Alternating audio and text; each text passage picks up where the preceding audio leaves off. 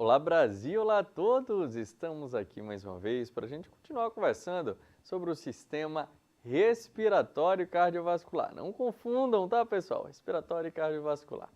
E o nosso tema da aula de hoje vai ser parada cardíaca, onde a gente vai falar o que acontece no nosso coração para que realmente ele pare de funcionar e quais são as prováveis consequências disso tudo.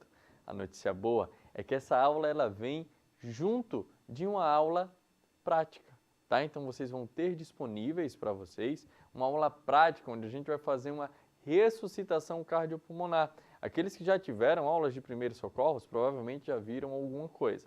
Aqueles que ainda não tiveram, não se preocupa que a gente vai disponibilizar para vocês a aula de ressuscitação cardiopulmonar, o que é que tem que ser feito na prática quando a gente está diante de algumas enfermidades, tá bom? Chá de conversa mole, que tal a gente iniciar a nossa aula de hoje, a aula de parada cardíaca. Mais uma vez, lembrando, sistema cardiovascular e sistema respiratório, tá, pessoal? Lembra do Você Sabia da última aula? Um terço equivale a quanto? 33%. 33% de todas as mortes no mundo são por doenças cardíacas. Não custa nada lembrar.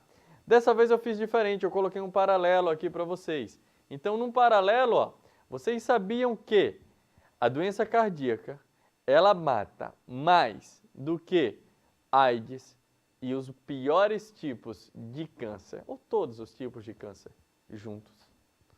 Todos os tipos de câncer. Então, o coração, pessoal, a gente tem que ter muito cuidado com ele. Câncer mata? Mata. A AIDS hoje em dia mata bem menos, tá? A AIDS hoje em dia mata bem menos, até por isso que a gente consegue chegar nesse número. Porém, é uma doença que, infelizmente, ainda leva muita gente a óbito. Então, a gente tem que ter muito cuidado com isso tudo e, principalmente, nesse universo com o nosso sistema cardiovascular. Então, ó, só para que vocês tenham uma ideia da quantidade de pessoas que morrem por ano, a gente tem, no Brasil só, tá? 300 mil pessoas morrendo por ano de doença cardíaca, 820 pessoas por dia, 34 mortes por hora, uma morte a cada 2 minutos ou até mesmo 100 mortes até o fim dessa aula, tá? Isso tudo é um panorama que infelizmente acontece muito aqui no nosso país. Para que vocês tenham ideia, aqui está a quantidade de mortes no mundo. Por exemplo, incêndio, câncer, tá? A AIDS, está tudo aqui dentro, as outras causas de morte. Quando a gente pega aqui a grande quantidade da causa de morte no mundo é de doença cardiovascular, infelizmente. Então, ó, para que a gente entenda um pouco melhor disso tudo, eu vou relembrar alguns conceitos que a gente deu até lá na aula de sistema cardiovascular. Por exemplo, o ritmo cardíaco. O ritmo cardíaco, a gente vai ter algumas condições aí nele. Então, por exemplo, as condições normais desse ritmo cardíaco vai ser entre 60 a 100 vezes por minuto. As batidas, elas são regulares e rítmicas, tá? Então, ó, as nossas batidas, elas normalmente batem, o nosso coração sempre vai bater no mesmo ritmo, tá? Então, ele tem aquele ritmozinho lá dele, que é um ritmo que ele pode ficar um pouco mais acelerado se eu estou fazendo alguma atividade física, se eu estou me movimentando, e ele pode ficar um pouco mais desacelerado, ele pode ficar um pouco mais tranquilo, um pouco mais devagar, se eu estou de repouso, se eu estou descansando, se eu vou tirar um cochilo, se eu vou dormir. É lógico que daí ele tende a baixar um pouquinho, ok? Então esse ritmo ele vai baixar mais.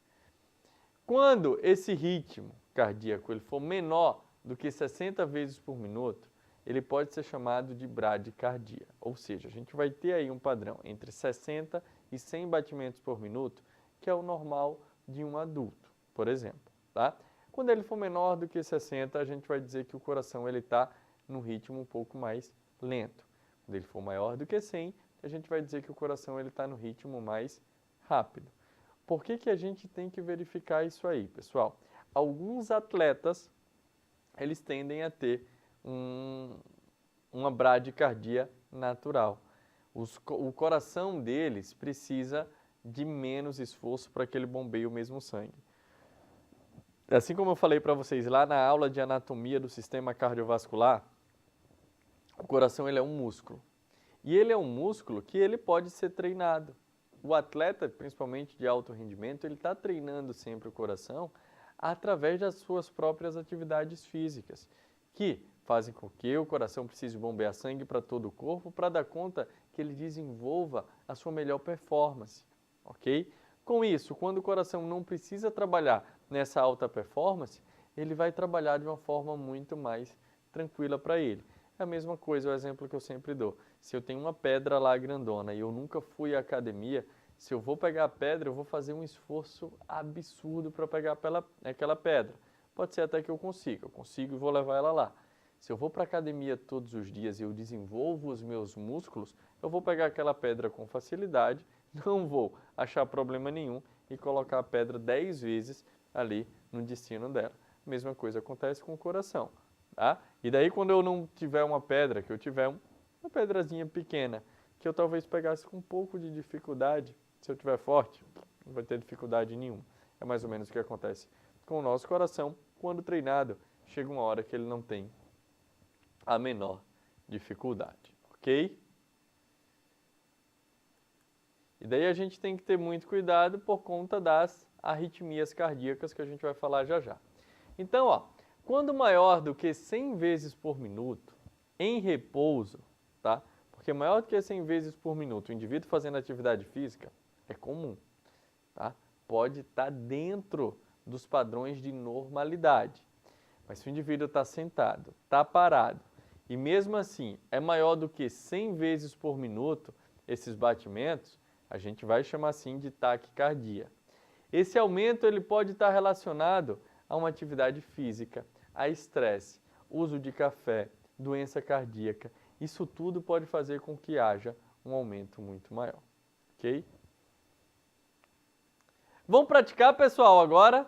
Deixa eu mostrar aqui para vocês algumas coisinhas. Primeiro, vamos mostrar um vídeo da arritmia cardíaca só para que vocês tenham ideia de como acontece e o que é a arritmia cardíaca. Então, ó, aqui a gente tem um coração normal, um coração que está batendo um pouco mais lento e aqui um coração que está batendo muito rápido, no taquicardia, tá? Aqui é justamente isso que acontece, ó. Todos os impulsos nervosos aqui, eles estão indo de forma normal e lá naquele estava indo muito rápido. Bradicardia, vocês conseguem observar que ele vai mais devagar. Aqui, ó, voltando mais uma vez, só para mostrar para vocês quando ele está no taquicardia, que é justamente esse aí. No bradicardia, ele está com aquele ritmo um pouco mais cadenciado, no normal, e no taquicardia ele está totalmente desordenado, ok? Eliminar aqui. Agora a gente vai praticar um pouco, né? Que tal a gente ver como é que está a frequência cardíaca de todos vocês? Ah, professor, eu não sei. Eu vou dar um tempo, tá? Primeiro, eu vou pedir para que todos coloquem os dois dedos indicador, tá? E o dedo médio, o maior de todos, né? Quando a gente está lá, dedo mindinho, seu vizinho, o maior de todos, fura bolha e cata piolho. O maior de todos e o indicador para aferir e para achar o próprio pulso. Então, ó, na região do polegar, tá? Eu vou tirar o relógio, quem tiver de relógio também pode tirar. Vou tirar o meu relógio, vou deixar ele aqui em cima da bancada. Daí, ó, dois dedos, a gente vai colocar aqui nessa região e vai pressionar, ok? Pressiona. Eu quero que todo mundo sinta o seu... Ninguém fala, que fica mais fácil sem falar. Todo mundo sinta o seu pulso, tá? Vou ficar em silêncio para eu sentir aqui o meu.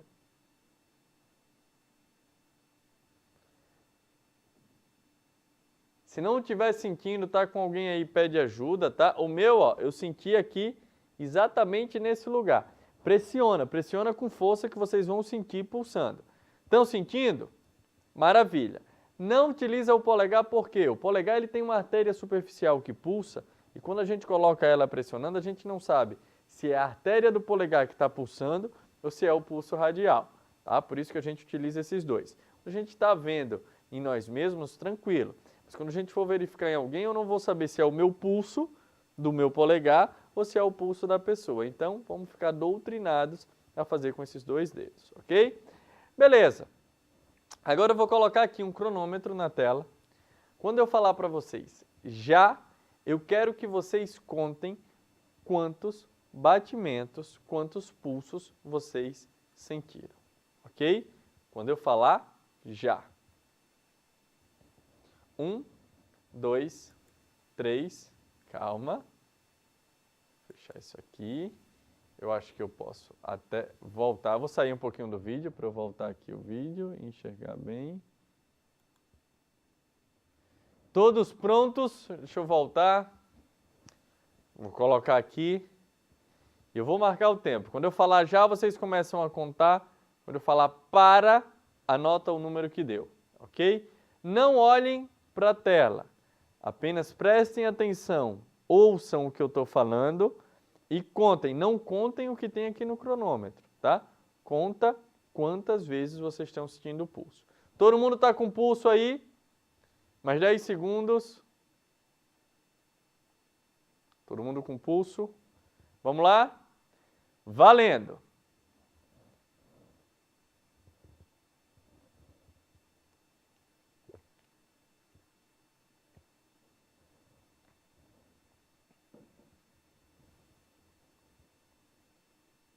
Valeu, pessoal? Já deu?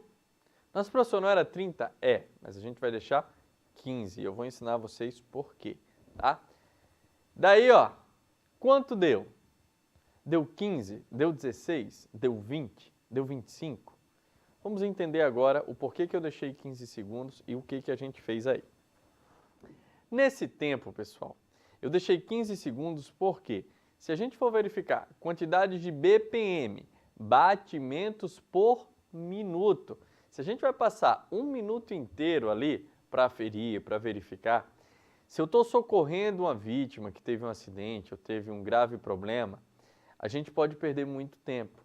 E esse tempo, ele é de extrema importância para que a gente consiga realmente salvar aquela vida, ok? Daí, ó, fui lá, verifiquei, né? Em 15 segundos a gente tem como fazer isso tudo muito mais rápido. Por quê? Por que se escolhe 15 segundos? Se eu pegar 60 segundos, que é o total de 1 minuto, e dividir ele por 4, eu vou ter 15, que é o número inteiro. Em 15 segundos a gente tem como ver sim o padrão do indivíduo, porque esse ritmo ele vai permanecer. Se eu deixar vocês 15, 30, 1 minuto, a gente vai fazer a conta e vai dar no mesmo, tá? Então, ó, se eu deixei 15 e deu 15, vamos supor, mesmo assim eu contei e deu 15, beleza. Se eu tenho 15 em 15 segundos, em 60 segundos, que é 1 minuto, eu vou ter quantos? Regra de 3, 60, tá? Então, poxa, eu estou com 60 batimentos por minuto, eu não estou com 15, eu estou com 60. Deu 15 porque eu verifiquei em 15 segundos. Tranquilo? Outro exemplo, 20. Deu 20. 20 em 15 segundos. Quanto vai dar em 60 segundos? Aí eu dou uma outra dica para vocês. Vocês não precisam fazer a regra de 3. Pega esse númerozinho que deu e multiplica por 4. Porque 15 multiplicado por 4 dá 60. Então 20 multiplicado por 4, 80. Então, poxa, se o meu deu 20, eu estou com 80 batimentos por minuto. Se deu 21, eu estou com 84 batimentos por minuto. E assim vai, tá certo? Se deu 25, eu estou com 100 batimentos por minuto. Estou no limite. Estou nervoso, não estou. Professor, estou preocupado agora. O meu deu mais de 100. Então, tomou café, fez exercício físico, está com alguma preocupação? O meu deu menos. Mulher normalmente pode até dar menos de 60, algumas, né? Porque outras eu nunca vi uma raça para ser tão estressada na vida. Não, porque a TPM dura 1 mês, a TPM, meu Deus do céu, vocês mulheres eu não sei não, viu? Mas vamos lá. O homem não faz nada, tá lá, tranquilo, a mulher só, perturbando, estressando. Mas não vamos entrar nesse mérito aqui, ok? Passado isso, já brincamos um pouco, aprendemos a verificar qual é a frequência cardíaca do indivíduo. Vamos dar uma olhadinha agora na morte súbita, ok? O que é a morte súbita, professor? Morte súbita cardíaca é a morte que ocorre repentinamente, sem previsão, sem sinal de trauma ou violência em adulto ou em criança. Então, ó, eu tenho até um exemplo bem chato, que às vezes eu conto, só tomar uma água. Um amigo, há uns 15 anos atrás, eu era bem mais jovem, né? E daí a gente gostava muito de jogar futebol, reunia toda a turma para ir para jogar futebol e tal. E daí certo dia ele não foi. E a gente tentou ligar para ele, não conseguiu, achou que simplesmente ele não tinha ido por algum motivo pessoal. E a gente foi jogar lá. E daí depois a gente descobriu que ele estava internado, que ele estava indo, passou mal, alguém encontrou ele e ele foi direto para o hospital. Quando chegou no hospital, por ele ser jovem, chegou lá, não vou dizer a idade, tá? Por ele ser jovem, uns 20 e poucos anos aí. Por ele ser jovem, quando ele chegou lá, todo mundo já pegou ele direto, vamos tentar reanimar a UTI, ele estava numa parada cardíaca. Ou seja, ele teve uma morte súbita. Ele tinha uma patologia no coração, que ele nunca tinha feito algum check-up, eu não sabia que tinha. E daí, numa atividade normal, que ele estava se deslocando, ele não estava nem fazendo atividade física, mas ele teve algum problema e terminou tendo uma morte súbita. Tá? Rapidamente, o coração dele parou, deixou de funcionar e não teve santo no mundo que fizesse com que ele voltasse. Então tem muito disso. Infelizmente, quanto mais jovem o indivíduo que é acometido por um mal súbito, mais difícil é essa reversão. Por quê? Normalmente quando o indivíduo é um pouco mais idoso, um pouco mais velho, e ele é acometido por um mal súbito, esse mal súbito está relacionado a algum outro problema que algumas vezes ele pode ser corrigido. Ele teve um entupimento na artéria, então vamos lá, vamos tentar desentupir para que volte ao normal, desentupiu, dilatou, voltou ao normal, maravilha. Nos adolescentes, nas pessoas um pouco mais jovens, quando tem esse tipo de problema, até que se consiga descobrir o que era que tinha, a probabilidade de sucesso ela é muito baixa, ok? Então, ó, essa morte súbita geralmente ela é provocada por arritmia cardíaca que levem a uma falta de sangue no cérebro, né, levando a uma perda da consciência. Então pode ser uma arritmia, ele estava lá com taquicardia, estava louco lá os batimentos.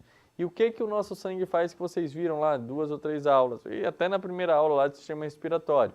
Ele vai levar oxigênio para todos os nossos órgãos. À medida que, devido a todas essas alterações que acontecem no coração, o cérebro ele não recebe aquele sangue oxigenado, cheio de oxigênio, ele passa a não raciocinar mais.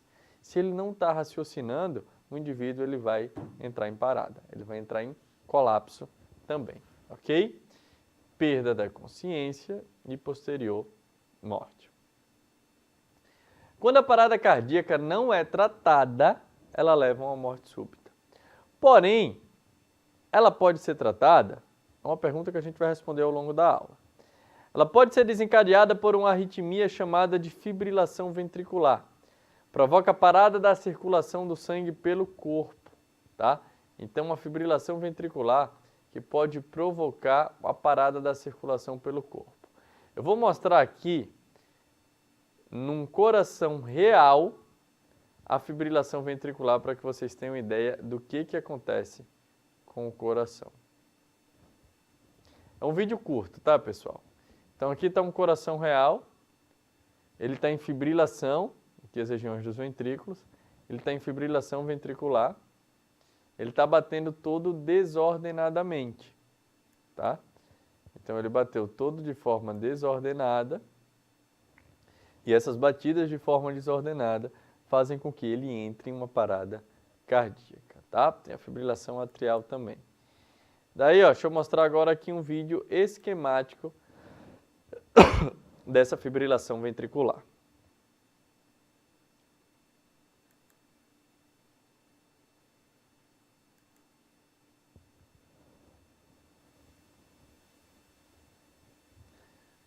Então, ele está batendo, ó, normal.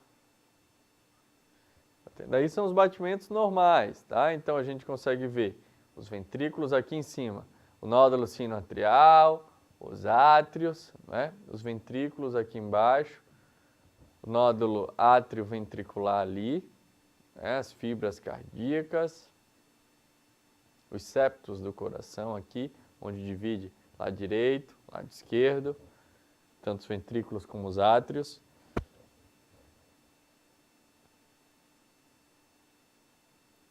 E aí, ó, a fibrilação ventricular. Ele tem uma redução anormal dos sinais, tá? Então, esses sinais, eles passam a ficar, olha aqui no eletrocardiograma, como é que ele sai? Ele não vai daquele jeito, né? Baixo, alto, normal. Então, aqui, ó, devido a essa fibrilação, devido ao fato de ele não conseguir fazer o trabalho dele de contração e relaxamento da forma como ele deveria, faz com que entre em colapso e o indivíduo entre sim em parada cardíaca.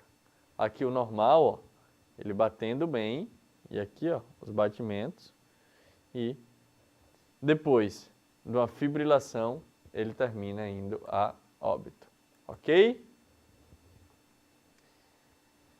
Isso faz com que provoque uma parada de circulação do sangue pelo corpo. Poxa, é lógico, se o coração ele não está batendo da forma como ele deveria, aquele sincronismo fantástico que eu tanto falo para vocês que o nosso organismo tem, ele para de funcionar. E é aí que o coração também para e a gente tem que tentar retomar. Por isso que uma massagem cardíaca, o que a gente tem que fazer? O que eu procuro fazer numa massagem cardíaca? A gente pressiona a região do coração para que ele seja apertado e esse apertamento cause um bombeamento. Então ele aperta e solta, aperta e relaxa. Contrai, relaxa. Esse bombeamento vai fazer com que, mesmo sem ele estar bombeando naturalmente, a gente apertando promova um bombeamento artificial. É mais ou menos assim. O coração não quer funcionar, o carro não quer funcionar. Tem combustível, tem tudo? Tem. O problema pode ser lá na bateria, né? O que a gente faz? Dá um empurrãozinho, empurra o carro, a pessoa pega no tranco e vai. A mesma coisa o coração. A gente dá o empurrãozinho, bora, é assim que bate, ó. E daí ele pega no tranco e vai. Quando ele pega no tranco e volta ao normal, maravilha, o indivíduo ele voltou à vida. Por isso que é uma ressuscitação cardiopulmonar. Parou o coração dele.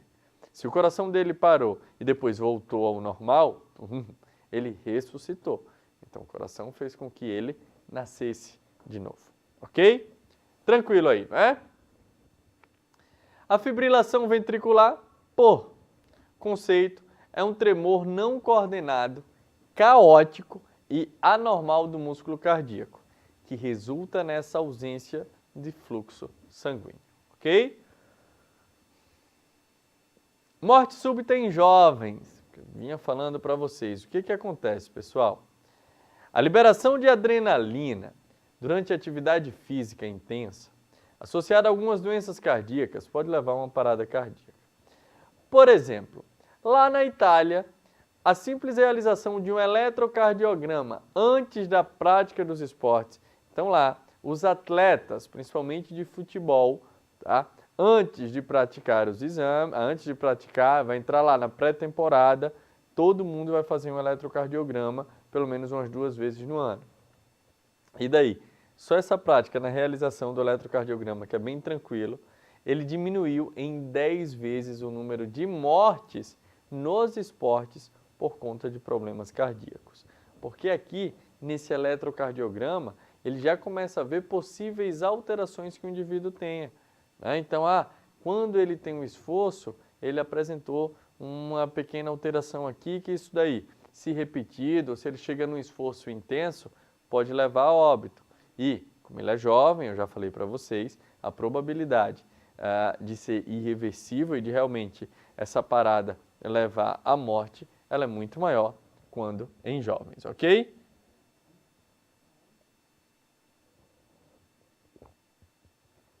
Daí tem outra situação, parada respiratória. Né?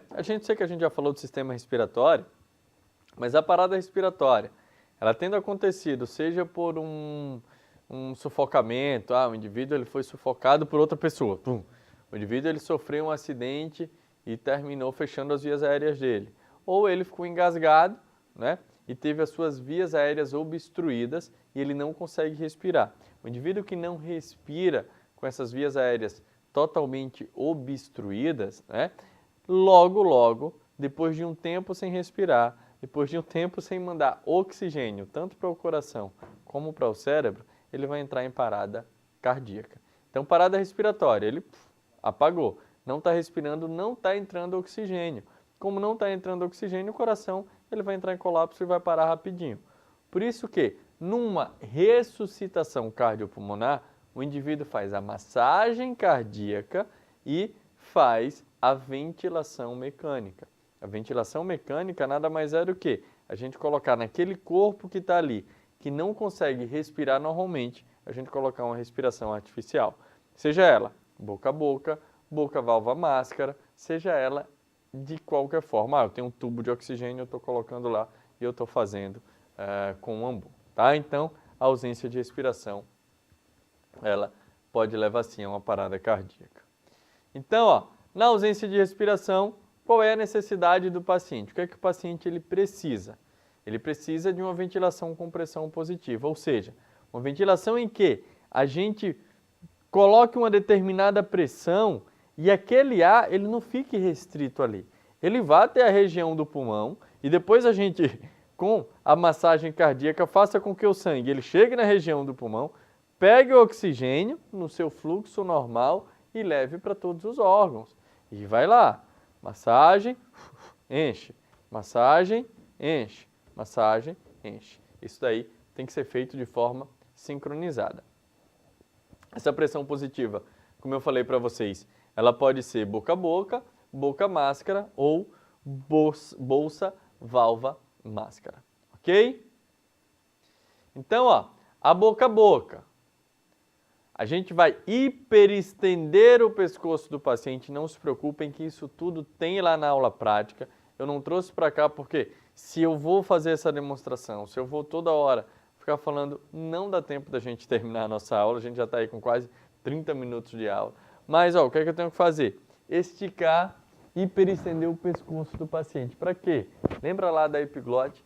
Para liberar as vias aéreas e tudo que entrar na boca vai direto para a região da traqueia, brônquio, bronquíolo, alvéolo, pulmão, ok?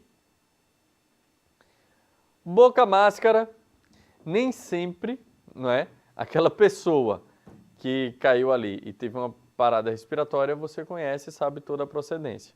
Nem sempre vai ser o seu filho, a sua filha, a sua mãe, a sua irmã. A maioria das vezes pode até ser, né? A maioria dos primeiros socorros, quando acontece, 90% das pessoas utilizam em ambiente familiar, quem não trabalha com isso, lógico, né? Mas foi treinado. E daí, o que acontece? O paciente sofreu um acidente, uma vítima lá, e está com a boca ensanguentada. Você não conhece.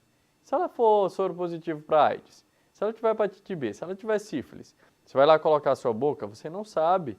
E aí você pode pegar. A primeira coisa, em primeiro lugar, está sempre a segurança do socorrista.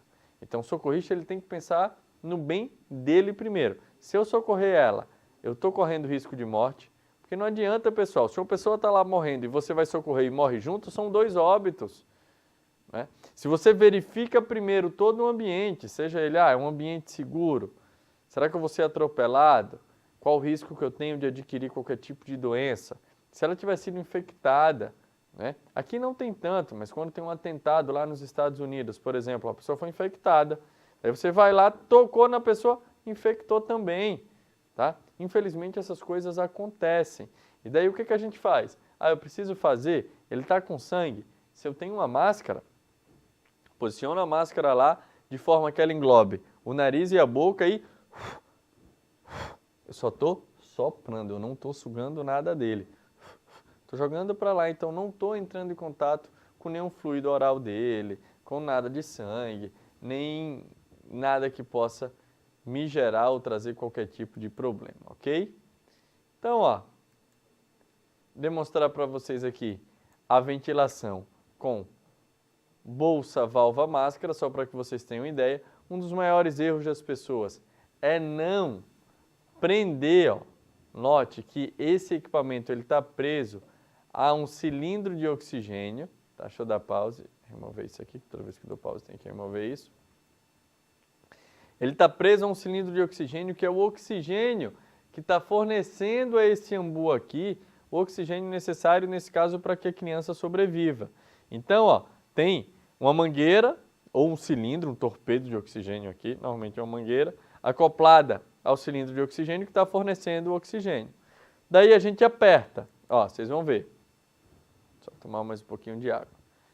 Encheu de oxigênio, a gente aperta. Empurra o oxigênio para dentro do corpo. Quando a gente solta, ele já tira o gás carbônico. Então é a inspiração e a expiração. Inspiração e a expiração que normalmente acontece, ó, mais uma vez, para vocês verem. Note que engloba boca e nariz, ó.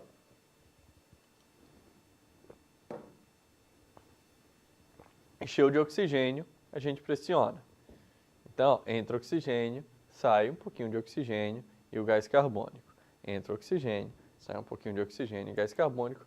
Tudo que acontece normalmente na nossa respiração. Só que essa é uma respiração artificial, com o auxílio de alguns instrumentos, nesse caso, o bambu. Ok? Então, ó, eliminar ele aqui. Mais uma vez. Aqui não deu. Boca, válvula, máscara, que a gente acabou de mostrar. Então, ó, quais são as causas de uma parada respiratória, por exemplo? Obstrução das vias aéreas, como eu falei para você. Indivíduo que tem acidente vascular cerebral, choque, teve um choque elétrico, um choque hipovolêmico também pode causar. Parada cardíaca, é o contrário, né? Se a parada respiratória provoca uma parada cardíaca, a parada cardíaca também vai provocar uma parada respiratória. As duas, quando acontecem juntas, quando estão juntas, parada cardiorrespiratória. É natural. O coração parou, o indivíduo não vai conseguir respirar. Por quê? Não vai chegar sangue com oxigênio no cérebro para mandar ele respirar. O indivíduo parou de respirar, não vai chegar sangue com oxigênio no cérebro para mandar ele respirar e nem vai chegar sangue oxigenado no coração dizendo, ó, aqui é a tua energia para que você possa continuar trabalhando aí, batendo, né, fazendo a sua função de bomba, ok? Algumas drogas deprimem a respiração, sejam elas alguns fármacos legais ou algumas drogas ilícitas, tá? Então, por exemplo, indivíduos, eu tomo Rivotril, então só vivo sedado. Aí vai fazer um procedimento lá no hospital e as pessoas não perguntam e dizem, toma esse outro comprimido aqui e ceda. E daí os dois comprimidos juntos terminam causando uma depressão respiratória que pode levar, sim, a uma parada respiratória e, se não tratada, vai virar uma parada cardiorrespiratória e o indivíduo vai a óbito. Ah, professor, como assim se não tratada? Se ele estiver sozinho em casa, não tiver ninguém com ele, na hora que ele teve uma parada respiratória, não vai ter ninguém para fazer os primeiros socorros e assim tentar salvar a vida do indivíduo, ok? Parada cardíaca. O que é a parada cardíaca, né? Quando normalmente há uma parada no coração, a gente precisa de quê? RCP, ressuscitação cardiopulmonar imediata, tá?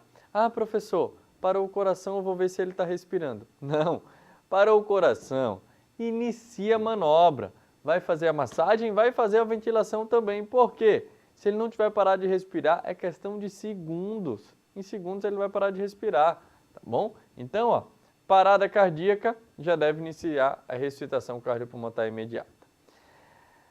Provavelmente vai precisar de uma desfibrilação. Ah, professor, agora as coisas estão... Estou entendendo. Você falou que quando o coração não consegue bater, que está lá, né, está impedindo o fluxo sanguíneo, a gente pode estar diante de uma fibrilação ventricular, uma fibrilação atrial, dependendo da patologia que o paciente tem. Mas, poxa, fibrilação, essa desordem lá. Beleza. Por isso que o nome do aparelho é desfibrilador. Ninguém quer um coração fibrilando. A gente quer um coração desfibrilado. Então, se ele está ali fibrilando, vai pegar o desfibrilador e, através do choque que o desfibrilador proporciona ao coração, ele vai ter aquele choque, ele vai tomar um susto e vai dizer, não, beleza, eu vou pegar no tranco. Sabe, às vezes, quando a gente está empurrando o carro e o carro não pega, que a gente precisa fazer uma chupeta, aí sim, eu sempre gosto desse exemplo, né? Então tá lá, empurrou o carro, ele pegou no tranco, foi a massagem que fez. Tá lá, empurrando, não pega, opa, vão pedir ajuda da chupeta, um choque. Tum. Mesma coisa quando a gente pede ajuda do desfibrilador. Vocês concordam comigo que se o problema do carro for bateria, se eu já fizer de cara a chupeta, a probabilidade dele pegar é maior, não é? Beleza. Então, quanto antes eu puder utilizar o desfibrilador, eu vou utilizar. O desfibrilador de hoje em dia, eles são eletrônicos e são bastante inteligentes. A gente coloca, ele faz uma varredura de toda a condição do paciente. Quando ele faz essa varredura da condição do paciente, o que acontece? Ele diz, ó, continue fazendo a massagem. Ou então, afaste-se que eu vou dar um choque. Daí ele dá um choque, paciente voltou, não voltou. Então, continua na massagem. Afasta, vou dar outro choque. E daí ele dá outro choque e vai conversando nessa sincronia, ok? Segundos após a parada cardíaca, como eu venho falando, a vítima ela não vai responder mais nada para você, inclusive vai parar de respirar, tá? Quando se restabelece a circulação normal do indivíduo, quando ele volta ao normal, tanto do coração como para o cérebro, há uma maior probabilidade, quanto antes a gente fizer isso, de ter uma recuperação completa. O desenvolvimento de uma lesão encefálica, ou seja, de uma lesão no cérebro, principalmente por falta de oxigenação, ele normalmente ocorre de 4 a 6 minutos após uma parada cardíaca sem ressuscitação cardiopulmonar. Então, o indivíduo teve uma parada agora, ninguém viu, ou alguém viu, mas não sabia fazer nada, o socorro chegou 10 minutos depois, pode ter certeza que ele vai ter lesão cerebral. Mesmo que ele volte, tá? Pode ser que ele tenha lesão cerebral. O indivíduo sofreu uma parada cardíaca aqui agora. Eu comecei a fazer as manobras de primeiros socorros. 10 minutos depois chegou o socorro avançado. Fez mais uns 30 minutos. 40 minutos depois ele voltou.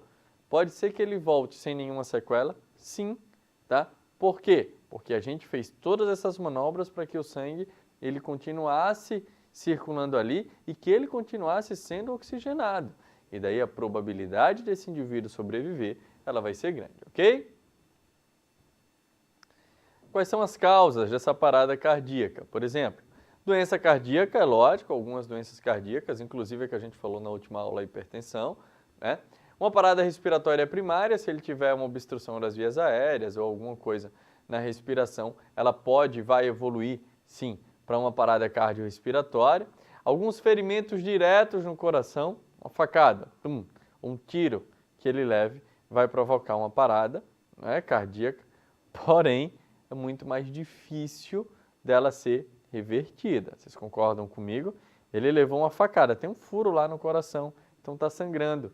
Ele vai ter que ir para uma mesa cirúrgica para tentarem minimizar aquele sangramento, fechar para que o coração fique batendo normal de novo. Então ele levou um tiro na região do coração, normalmente ele é fatal. Uma facada também muitas vezes não dá para recuperar, ok? Algumas drogas, sejam elas lícitas ou ilícitas, elas podem causar também uma parada cardíaca, tá? Distúrbios no ritmo cardíaco, o indivíduo que tem arritmia, muitas vezes, eu acho que vocês viram, tem que colocar uma válvula aqui, porque a válvula dele não está impedindo o refluxo da forma como deveria lá no coração. Então vai lá, troca a válvula, ou ele tem uma doença de Chagas, por exemplo, que o coração está um pouco mais aumentado, tem dificuldade, uma insuficiência cardíaca congênita, uma aterosclerose, que a gente vai falar na próxima aula, para não entrar agora aqui um pouquinho no assunto, tá? E daí a gente tem alguns fatores de risco, né? Fatores de risco para isso tudo: pressão alta, indivíduos hipertensos, notem que a hipertensão está em tudo, tá? A gente falou na aula passada e realmente está aqui, ela vai estar na próxima aula de novo como fator de risco.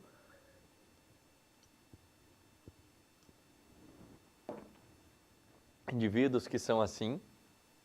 Colesterol elevado, tá? Então quando o colesterol está muito alto, há uma tendência a um acúmulo maior de gordura nas paredes dos vasos, fazendo com que possa provocar a formação de alguns coágulos que vai impedir o fluxo natural de sangue. Então pode causar sim também uma parada cardíaca. O fumo, o cigarro.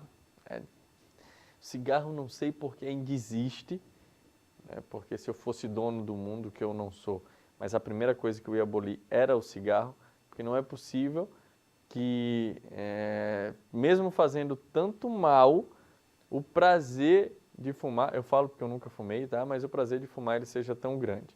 A gente sabe que tem, que da forma como ele foi feito muito inteligente para que cause até uma dependência tanto emocional como física também do indivíduo. Então, o indivíduo ele tem uma dependência química, não é?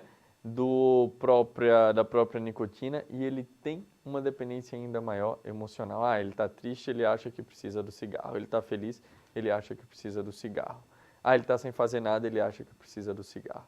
Se o cigarro não fizesse mal, fosse só o cheiro, o cheiro não é bom, tal, é a preferência de cada um. Mas já que faz mal, a gente podia maneirar, não é? Falta de atividade física, o sedentarismo, obesidade, tá certo? Então, obesidade também pode levar a isso. Diabetes, estresse, o sexo masculino ou feminino, normalmente o masculino, tem uma tendência maior ao problema cardíaco, e a idade. Quanto mais velho o indivíduo, maior a probabilidade de desenvolver problemas cardíacos. Então, pessoal, é possível reverter uma parada cardíaca depois disso tudo que eu expliquei para vocês?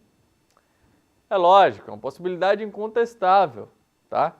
Então, a gente tem como reverter uma parada cardíaca. São todas que a gente consegue reverter? Infelizmente, não. Mas a gente tem como reverter a depender dos problemas que a gente tem. Quais são os fatores importantes para que eu consiga reverter essa parada cardíaca? Então, primeiro, o tempo de atendimento. Quanto tempo eu demorei para iniciar os primeiros socorros lá naquele indivíduo? O conhecimento das manobras de ressuscitação. Poxa, eu conheço, eu estou treinado. Então, a probabilidade de eu reverter uma parada cardíaca, ela vai ser maior do que um indivíduo que não é treinado, nunca foi treinado em nada. A disponibilidade de um desfibrilador, tá? Então, poxa, eu tenho rapidamente disponível para mim um desfibrilador, vou colocar lá o desfibrilador para poder ajudar a reverter essa parada. Então, isso daí já vai ajudar a gente. A morte de células do cérebro, os neurônios, né? Começa normalmente 3 minutos após a parada cardíaca. Então, os neurônios eles começam a morrer até 3 minutos após a parada.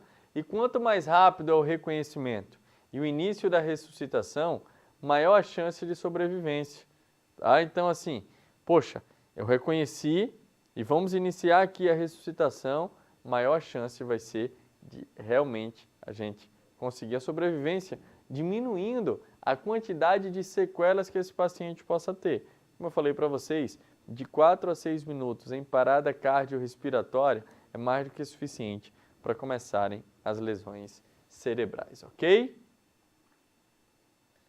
Então, parada cardiorrespiratória, a união das duas lá, é a interrupção entre os sistemas elétricos e mecânicos do coração. Professor, é aula de saúde ou é aula de indústria, mecânica? Tá? Essa interrupção entre os sistemas elétricos e mecânicos do coração, eles fazem com que o indivíduo ele tenha essa parada. A cessação súbita da atividade ventricular. Então, o ventrículo ele termina parando de uma forma muito rápida. Ele é passível de recuperação sim, então o indivíduo ele pode se recuperar e pode ocorrer sem uma história prévia de problemas cardíacos, tá? Então, mesmo que ele não tenha tido problemas cardíacos agora, sem essa história prévia, ele pode sim ter alguns problemas, ok? A parada cardiorrespiratória ela pode levar a 3 tipos de mortes. Vamos saber um pouquinho mais sobre mortes. Professor, existe tipo de morte, a morte matada e a morte morrida. Brincadeira. Morte biológica irreversível. Morte encefálica e a morte clínica, tá? Vou falar um pouquinho sobre cada um. Morte biológica irreversível.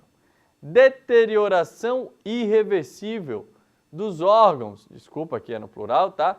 Que se segue a morte clínica quando não foram instituídas as manobras de ressuscitação cardiopulmonar.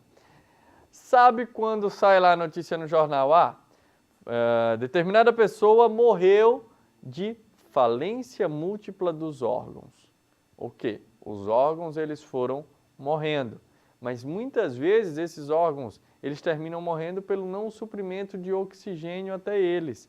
Então, o paciente ficou lá sem respirar, beleza, depois de 10 minutos. Quando fez a ressuscitação, 10 minutos é muito, não vai dar, já vai estar em óbito, mas sei lá, uns 5, 6 minutos depois que fez a ressuscitação, até voltou o coração, mas daí o rim já estava comprometido, o fígado já estava comprometido, outros órgãos já estavam comprometidos, e aí o indivíduo realmente ele teve uma morte irreversível, o coração ele vai voltar a parar novamente, não vai ser uma ressuscitação eficaz, tá? Tem uma morte encefálica, né? Quando há uma lesão no tronco e no córtex cerebral, por injúria direta ou falta de oxigenação. Um tempo maior que 5 minutos em adultos com temperaturas normais. Então, ó, o indivíduo ele morreu, o cérebro dele parou. Ele tem até 5 minutos, normalmente um pouquinho mais, talvez, nos adultos antes que o coração pare também.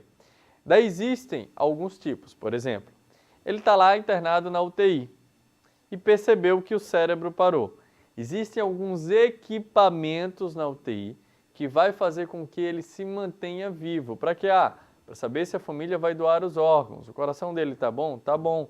Então tem gente precisando de transplante do coração, tem gente precisando de transplante renal, do fígado e assim vai. Então ele teve uma morte encefálica, mas o resto do corpo estava ok. A morte clínica, só tomar minha água para finalizar, já está acabando também o nosso tempo.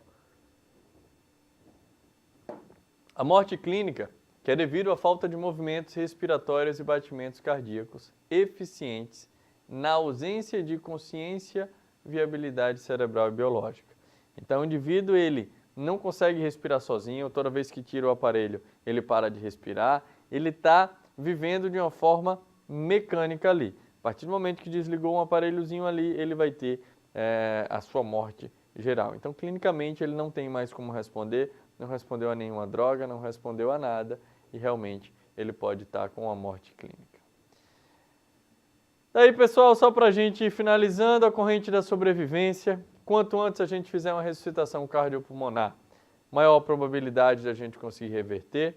Os cuidados avançados também, quanto antes a gente conseguir atender, vai ser melhor. O acesso um pouco mais precoce a isso tudo, a desfibrilação também de forma precoce, isso tudo com a finalidade de preservar a vida, restabelecer a saúde, aliviar o sofrimento e limitar a incapacidade do indivíduo. Tá? Quanto antes a gente consegue fazer isso tudo, a gente aumenta a probabilidade dele viver e de viver com qualidade. Tá? Já passaram 2 minutos, não vou tentar. Tenta, por mais que ele tenha algum prejuízo, que esse prejuízo seja mínimo perto da possibilidade de morte do indivíduo, ok? As causas não cardíacas de parada respiratória. Quais são, professor? Parada cardiorrespiratória, desculpa. Professor, o que é que pode ocasionar numa parada cardiorrespiratória que não seja doença cardíaca? Que eu já vi que doença cardíaca está lá, 33% das mortes. Vamos ver. Acidente vascular, convulsões, crises convulsivas, acidente de carro e afogamento, né? Só para que vocês vejam por cima. Hipotermia, o frio. Pessoas que estão com obstrução das vias aéreas, o engasgamento. Crises alérgicas, tá? Choque elétrico. Isso tudo pode levar a uma parada cardiorrespiratória e não vem de um problema cardíaco propriamente dito, ok? Aqui eu deixei disponibilizado para vocês, só para que vocês entendam e que isso complemente um pouco da aula prática lá, que está disponível também, o que acontece na ressuscitação cardiopulmonar. Então, antigamente, o que deveria ser feito era o ABCD, hoje em dia não faz mais isso, tá? A gente faz o CAB. Primeiro, eu vou ver a circulação, depois eu vou ver como é que está e liberar as vias aéreas, fazer a respiração e a desfibrilação assim que possível, ok?